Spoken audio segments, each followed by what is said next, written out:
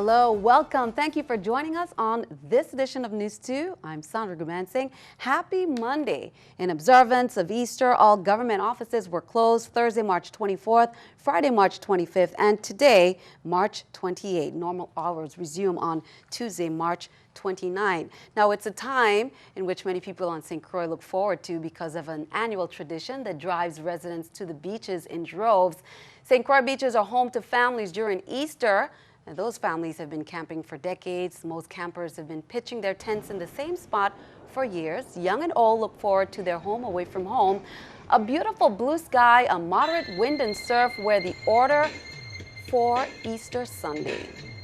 And at St. Croix Salt River National Park, most campers spend the early part of the day either in their tents or at church service. And early morning rain and windy conditions might have kept the adults at bay, but neither a crisp breeze or high surf could slow down the children as they braved the conditions to play in the water off the beach in Salt River. For many campers, today was pack up and clean up day. Meanwhile, the Department of Health did issue an advisory for the Easter campers, primarily to exercise precautions such as the use of mosquito repellents and protective clothing as they go to open campgrounds. The CDC is also overseeing an effort to eradicate mosquitoes in the homes of high-risk populations on all three islands. The agency hired a company that will be doing local vector control in the next 3 months. NEWS2's April Knight has more. Health officials are taking the fight against Zika to another level. The Centers for Disease Control has hired on an emergency basis the company Vector Disease Control International. They'll be going into residential properties to fight the mosquito populations in the territory within their 90-day contract. What they're doing right now is under the first 30 days, they're going to be going out and doing this source reduction and treatment as needed. The homes visited by Vector Disease Control are based on a list of pregnant women who have been tested or reported symptoms of Zika. Once the homeowner gives permission, the Vector Control team moves in. We're looking for children's toys, tires, bird baths, buckets, any kind of aquatic habitat with leaves and mulch in it. These mosquitoes love to lay their eggs in. After finding breeding grounds, the team conducts what they call source reduction, turning over buckets or containers to get rid of stagnant water. If it's a larger type of vessel, we can treat it with a product called BTI. It's a soil bacteria that the mosquitoes eat, and it keeps them from ever growing into the adult stages. One case was confirmed on St. Thomas, and according to the CDC, although a lot of focus has been on St. Croix, where 11 of the 12 confirmed cases are, they've been dividing their efforts between both districts. The Department of Health will take a look at what they found during the first 30 days and assess options and see kind of what the magnitude of the problem is. Reporting for News 2, I'm April Knight. And according to the CDC, they do expect confirmed cases to continue rising, with St. Thomas now having its single confirmed case and with test results still pending from their lab. Well, in other news, shortly after noon on Saturday, the international radio distress signal used by ships and aircraft, Mayday, was picked up by Blue Reef Water Sports parasailing boat captain Tom Brown aboard his boat Frayed Knot just off the shores of Morningstar Beach near Shalinamali Harbor. A boat registered in Puerto Rico, the Emule, was sinking fast after hitting a treacherous reef called Triangle Reef. Aboard the sinking vessel were 9 people, including 2 women, 5 men, and 2 children, all vacationing in the Virgin Islands from Puerto Rico. With the assistance of the company Seatow, Tom Brown, a 100-ton U.S. Coast Guard master captain since 1985, he utilized his experience and took them to safety. Blue Reef Water Sports spokesperson Rich Sadler stated Blue Reef Water Sports was honored to be of assistance and relieved disaster was averted for this wonderful family. Kudos to all who assisted in that rescue. On Sunday, March 27th at roughly 1:45 a.m., officers were dispatched by the 911 emergency call center regarding a shooting incident that took place on Brookman Road. Officers made contact with the victim, who was being treated for multiple gunshot wounds about the body at Schneider Hospital. Officers were unable to retrieve further information due to his critical condition. At approximately 8:30 a.m., that victim succumbed to his injuries. He was identified as 38-year-old Hans Oliver. The suspect has been identified as Amarley Charles. Charles is in his late 20s, brown complexion, black hair, dark brown eyes, and is from Guadeloupe. Anyone having any information about the shooting or the whereabouts of Amarley Charles, you are asked to notify the Major Crimes Unit at 340-714-9823, extension 5617, or Crime Stoppers. Wednesday, March 23rd at roughly 9:24 a.m., officers were dispatched to a report of a shooting victim on the roadside leading towards the Bovoni Projects. Officers encountered a responsive black male who was later identified as 41-year-old Wayne Peters. According to the report, Mr. Peters was walking southward on the road from Bovoni when he was approached by a black male whom he was arguing with. The male fired multiple shots, striking him about the body, the police say, then ran through the bushes heading towards the horse track. Also on Thursday, March 24th at approximately 2 a.m., officers were dispatched to a report of a shooting victim at Bergata. 29-year-old Joel Hazel was being treated at the scene and was immediately transported to the Schneider Hospital, where he received treatment. Preliminary investigation revealed that Mr. Hazel was sitting in the parkway of the building where he resides when an unidentified vehicle pulled up and an unknown amount of suspects exited that vehicle, firing shots towards him. The vehicle, police say, then fled the scene. Call police if you have any information that can assist. On Thursday, March 24th, Shockey Thomas, 25, pleaded guilty in federal court before the judge, Honorable Judge Cannon, to one count of an unlawful mailing of a firearm. According to the plea agreement filed with the court between August 1st, 2015 and August 14th, 2015, Thomas knowingly caused 3 firearms to be shipped through the U.S. mail inside of a large screen television. The television and firearms were shipped from Florida to St. Croix. The defendant faces a maximum of 2 years in prison and $250,000 fine. A sentencing date has been set for July 27th, 2016. Well, last week, we reported the controversial move by VI Republican State Chairman John Canegata to disqualify 6 elected delegates, including the equally controversial John Yob, a Republican strategist who came under fire over residency issues. Both men are saying their interpretation of caucus rules is the right one. NEWS2's April Knight has an update. The battle isn't over yet for seats in the VI GOP delegation to the 2016 Republican National Convention in August. The latest development, RNC State Chair John Canegata disqualifying the entire March 10th elected slate and replacing them with alternates. Canegata insisted that his interpretation of the caucus rules is correct. Delegates, he said, have to confirm their acceptance in writing 5 days after election, not after certification. We want to make sure that we gave them ample time to respond and say, yes, we are able to go to the convention in July. We want to go to the convention. They know the rules. They should have followed those rules and had that email over to us. GOP strategist John Yob is at the center of the controversy. He won a victory last week when a Superior Court judge granted an injunction that allowed him and 2 others to keep their spots in the 6-man delegation. Yob insists that he and the original 5 are still delegates, regardless of what Canegata says. I believe that the rules will be followed. I know Mr. Canegata's argument essentially comes down to he doesn't have to follow the rules because he's the chairman, but I believe that rules do have to be followed, and I believe that ultimately folks will follow the rules. Now, there are some in the VI Republican Party, including top-ranking members, who are not happy with what they called a premature decision by Canegata, but the chairman says he's confident that his decision will stick. Well, Yob is not the state chairman. He's not even a member of the PC. The results of the committees are final. I think the disqualification will stick. Reporting for NEWS2, I'm April Knight. Now, as it stands, John Yob, Gwen Brady, Warren Cole, Erica Yob, George Logan, and Lindsay Elian are disqualified. They'll be replaced by David Johnson, Valerie Stiles, Andrea Lee Mockel, Umberto O'Neill, Stephen Hardy, and Robert Schanfarber. Kenneth Mapp stated he was honored to approve legislation that will increase the territory's minimum wage incrementally to $10.50 an hour by 2018. This is a good bill, he says, for the territory, and it is consistent with his administration's efforts to increase pay to public employees. He commended the sponsors of the legislation. Bill number 31-1088 that additionally increases the base wage of tip service workers from 30% to 40% of the minimum wage. The governor also approved a measure to require more stringent reporting from the administration on federal grants.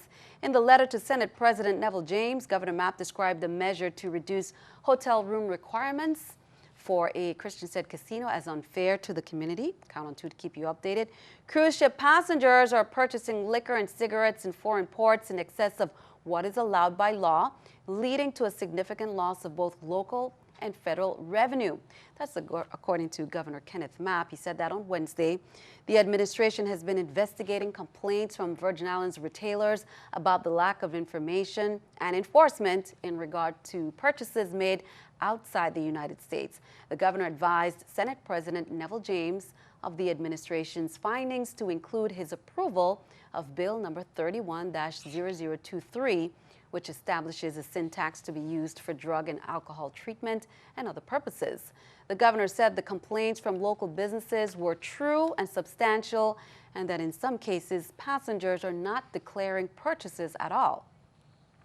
Turning our attention overseas, Belgian authorities are identifying some of the perpetrators in Tuesday's terrorist attacks at the Brussels airport and the Malbeek metro station. As the Brussels terror attacks investigation pushes forward, victims' families continue to mourn. The official number of Americans killed in the attacks has been increased. This as protests erupted at a memorial site over the weekend. Reed Binion reports. The State Department said Sunday that 4 Americans were killed in last week's terror attacks in Brussels. President Obama called the parents of 2 of the victims, Justin and Stephanie Schultz. The Tennessee couple killed in the airport attack had lived in Belgium since 2014. They were dropping off Stephanie's mother, who survived. Justin's uncle reacted to the news of his nephew's death. All I could do was cry. He hated no one. He would friend anyone in the world. I mean, he was just that kind of person. As families mourned, a vigil Sunday in Brussels was disrupted by anti-immigrant protesters. The demonstrators stormed the memorial, some carrying banners, others raising their arms in Nazi salutes, upsetting gestures of aggression, especially for family members of those killed and injured in the attacks. When you see this, you know what I mean? It's not normal. My daughter, don't have legs. There were minor scuffles as some people trampled flowers and balloons. Then cheers as police briefly used water cannons on the demonstrators. A peace march had been planned for Easter but was postponed amid concerns as the investigation continues. Police carrying out 13 raids and taking 9 people in for questioning Sunday. I'm Reed Binion reporting. And we'll have more from the attack in Pakistan. Keeping our eye on the economy, let's take a look at the stock market watch at the New York Stock Exchange. Taking a look at the numbers there. We can see the Dow up at 19, NASDAQ down, S&P 500 up as well. Coming up on News 2, we have much more straight ahead. Coral World has lost a trooper. Many are mourning the passing of Franco.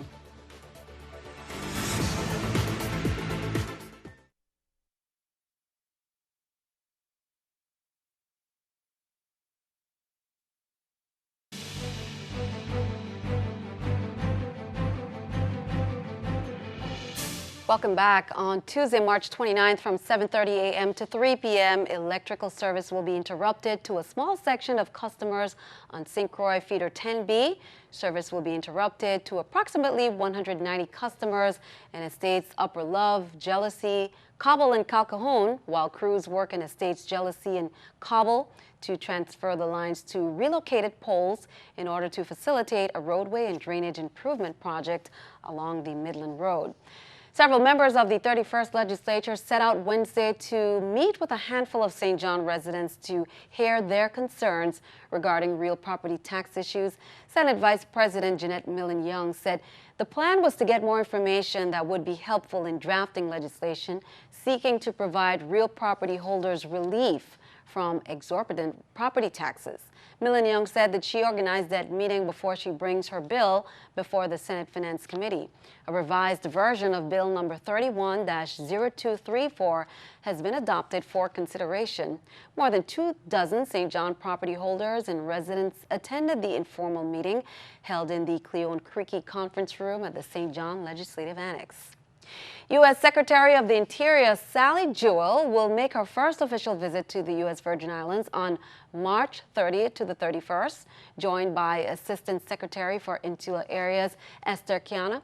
Secretary Jewell will meet with Governor Kenneth Mapp, deliver keynote remarks at the 99th Transfer Day ceremony, and participate in a naturalization ceremony to welcome 50 new American citizens.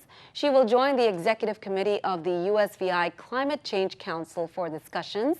Jewell will also visit the Virgin Islands National Park in St. John to make an announcement. After the ceremony, Secretary Jewell and Governor Mapp will be hosting a joint press conference. Count on two to keep you updated.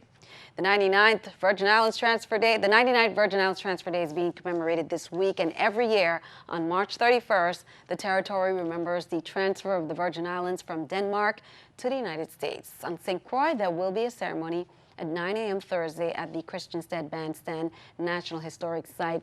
On St. Thomas, the same day, a similar ceremony will be held at the legislature grounds beginning at 2 p.m. 2:30 p.m. rather. There will also be an art and history exhibition called An Ocean of Dignified Dust at Pop-Up Art in Yacht Haven Grant. That opens March 31st at 6:30 and remains open until April 4th. Well, just a quick note, the 3,092 passenger cruise ship Emerald Princess will berth at the West Indian Company Limited dock on Wednesday, March 30th. The ship will arrive at the Waiko dock at 7 a.m. from St. Martin and depart at 4 p.m. for Grand Turk in the Bahamas. Waiko has hosted the ship twice so far this year. Emerald Princess was repositioned from the Mediterranean to Fort Lauderdale in October 2015 for Caribbean cruises. 1,200 crew members work on board the Grand-class ship. In addition to Emerald Princess, Disney Fantasy and Carnival Splendor will be in port at the Waiko dock on March 30th. Virgin Islands Department of Education St. Thomas St. John District is partnering with the Department of Human Services Head Start program to host the 2016 annual Transition Conference on Tuesday, March 29th and Wednesday, March 30th. The conference is geared towards parents of children who will be enrolled in kindergarten for the 2016-2017 school year.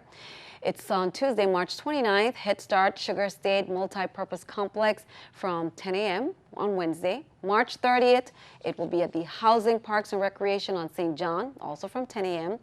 At the Department of Human Services on St. John from 10 a.m. All parents from Head Start programs and private daycare centers as well as providers are welcome to attend to learn about children's educational development.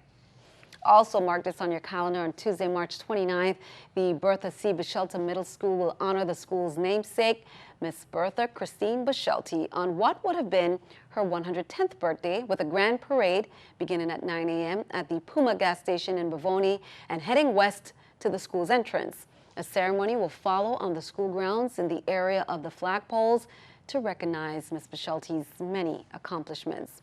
And here's a wonderful example of how local food production is being used in our school kitchens. Since the late 1980s, Jean Smalls has been preparing lunch for students at St. Croix Central High School, and she has been adding a homegrown touch. As the kitchen manager at Central High, she began planting a fruit and vegetable garden to the north side of the cafeteria, along with the assistance of kitchen staffer Foster Tyson. The garden now boasts plants of pigeon peas, sweet pepper, eggplant, a variety of tea bushes, chives, and more. St. Croix Central High School's principal, Janice Sinclair, agrees the kitchen staffer's garden is a big asset to the school. Good role model there. Well, sad news for animal lovers, especially those who've met Coral World's sea lions. Over the weekend, the park announced that Franco, one of their 4 South American sea lions, has died. According to park officials, Franco was discovered in his enclosure by the sea lion training staff on Monday, March 25th. They say, according to preliminary examination, Franco may have died from an injury sustained as a result of a scuffle with another sea lion. Franco was rescued as a newborn from a government-sanctioned cull in Uruguay. Franco was 12 years old. Senate President Neville James said he was delighted to see a local holiday tradition, horse racing, at the Randall Doc James Racetrack, Flamboyant Park, last Sunday with its Easter race card. Horse racing on the Big Island has been on hiatus since December 26, 2015. Boxing Day races due to a long-standing dispute between track operator Traxco and the local Horsemen's Association, and that was due to an inability to negotiate a long-term contract. The legislature recently held a hearing on the matter of local horse racing, where members of the body were given an opportunity to question all of the players involved, to include government officials in the oversight and regulatory areas. Be sure to stick around. The News 2 AccuWeather forecast is coming up next.